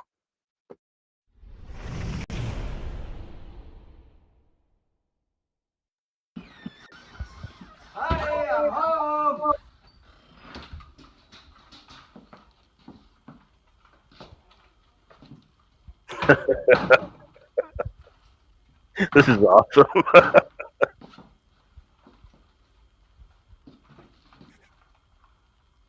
Oh, Marty.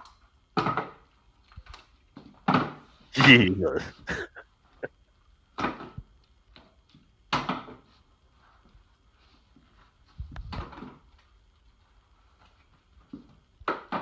Good God.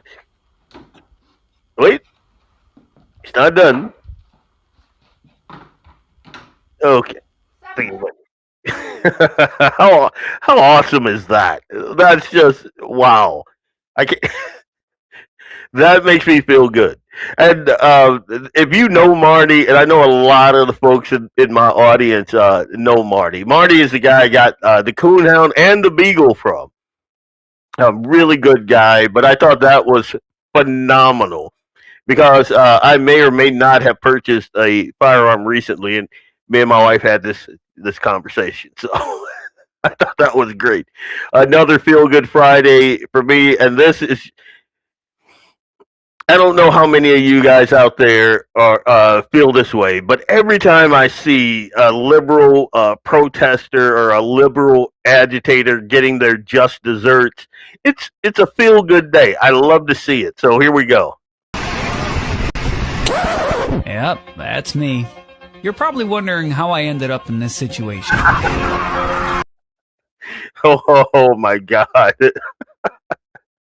When I saw that, I'm like whatever I was drinking, that came out of my face hole. So that's what it is. I'm extremely disappointed and pissed in the incumbent skipping the convention. Yep. Having said that, no effing way I'd vote for. No, absolutely not. I am not. Hang on. Hold on. I am not voting for a Democrat. Like that, if you know me, you should know that is automatically out the window. That's not gonna friggin' happen. I can't allow those people to gain power at all. I just no. So Jamie, no. I get you, but there's no way I couldn't. Not in good conscience. If I'm not going to vote for a rhino, there's no way in hell I'm voting for a jackass. Man, I'm not even drinking, and I've already thrown out a couple of profane words, so I apologize for that. And my wife, who's in there, probably giving me the stink eye right now. I apologize. I'm sorry. But Jamie, you know how he does. He gets my dander all up and whatnot. My brother and I went to high school with him. Oh, you must be referencing Marty. Marty is a good dude. And perfect for a feel-good Friday, especially on a Friday like this, where we are, as a party, especially the NDGOP, if you are in the North Dakota portion of my listening audience, the NDGOP, like, I don't know what it's going to take. Again, I saw this coming when Matthew got the chairmanship. I saw how many of those entrenched folks kind of lost their mind, and I think they formulated a plan. and this was part of the plan. And it hurts my heart that that's what this thing has become. Like, again, if you don't want the endorsement, fine, but run as an independent. But they understand the brand. They understand the power of the brand. And this is going to be hurtful for some folks. But some folks do not understand the issues. They don't understand what's on the table. What they do gravitate towards is the moniker. That R, that D, or that I. And sadly, these folks understand that. Democrats understand that. They've understood this for a very long time. Again, 2 seconds on this. My father, lifelong Democrat till I got him here, and I started actually showing him what Democrats stand for. And my father called them demonic and couldn't believe it. Like, I would tell him things, and there's no way that's true. Well, let's see. And that's all it took. That's all it took. An informed populace. You can't pull the wool over the eyes of an informed populace. Again, I go back to COVID because that's that whole thing in a nutshell. I go back to the vaccines because it's that whole thing in a nutshell. One of the reasons why we are homeschooling Eli is because I don't want him to be a drone. Drones got us where we are today. Yeah, they've been effing with us for years. You're right about that, Axel. They shouldn't be able to use the R. And see, that's where I'm at. But from everything that I can understand, they can use the R. I don't believe that they should be able to. I think that if the NDGOP nominates a person, that is the only person that should be able to run with an R, with a Republican. With an incumbent, though, it kind of becomes associated with that incumbent. Again, uninformed electorate. And it's sad. And it is extremely upsetting. But it's why we got to do a much better job. And again, and I'll just say it, Fedoracek, like I never trusted her. You can ask my wife. She'll tell you. I never trusted her. When I saw her at the convention and she was doing the whole pink thing and I'm looking at her, not a thing in her or in her presentation made me trust her. Alex, on the other hand, I had never met him before. We talked and I don't know if Alex remembers this. I was a black guy in a suit. I think he was 6 at that time. The 6-year-old came up, shook his hand, felt the calluses, and we had a 2-minute conversation. And I'm like, yeah, I like this guy. I've asked Julie's campaign manager numerous times. Yeah, no, that'll never happen. JD, there's no way in hell she's coming on your show or mine. Alex has been more than happy to come on more than once, and he's a badass American and a true gun guy. Yeah, I know this. I knew this within 5 minutes of meeting him and talking to him. I'm not going to call it a sixth sense or something, but I have a very high BS detector. And you can ask people that know me best. There's some people that I meet that I will never talk to again. And there are some people that I meet and I'm like, yeah, that's a good person right there. And all it takes is a 5-minute conversation.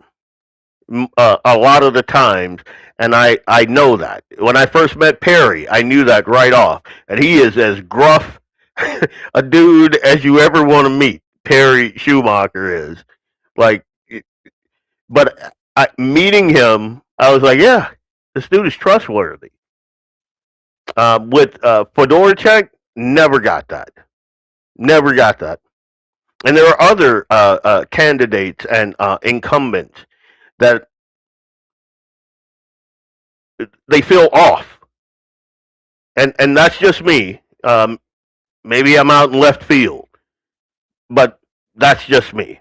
Anyway, I am Leon Francis. This is Blackbeard Logic on the Guns in the 701 network. Be sure to tune in to Vance Bishop Sunday morning for the Sunday Sportsman devotional.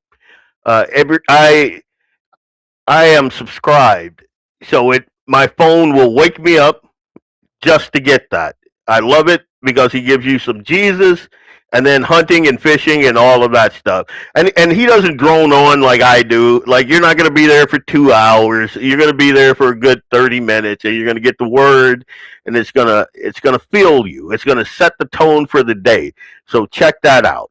And then I can't say as always because I am not entirely clear on when Clay, I think this Thursday, it's going to be the same schedule. So check out Clay Thursday night, Guns in the 701. This Thursday, if I'm wrong, I'll correct it on my social media. But as it stands now, I think it's still Thursday until after Lent. And check him out. He had a really cool woman on last night talking about elk hunting and this and that. I love the conversations there. And Clay is the type, doesn't put on airs, comes as he is, real talk. And I've always loved that about him. And JD has his own thing that he's doing, I think, on Tuesdays. And obviously, I do the Due North political podcast every other Tuesday, but it's at 6:00. So, and it's only for about an hour. We were trying for the 30-minute time frame, but since we all like to talk, it kind of went to 45. We're going to try to stick it in between 30 and 45 minutes, and then hop on and listen to some gun talk with JD there. So yeah. GAT701 is still on Thursday. Okay, good deal. Thanks, man. Thanks. Great show, brother. Thank you guys for tuning in. Thank you guys for watching. Remember, all of my social media, Blackbeard Logic, that's Twitter, that's Twitch, that's Spotify, that's iHeart. All of that. All of this will be uploaded, and you can watch this on YouTube, on Twitter, on Facebook. So, like, subscribe, tune in, share, help a brother out.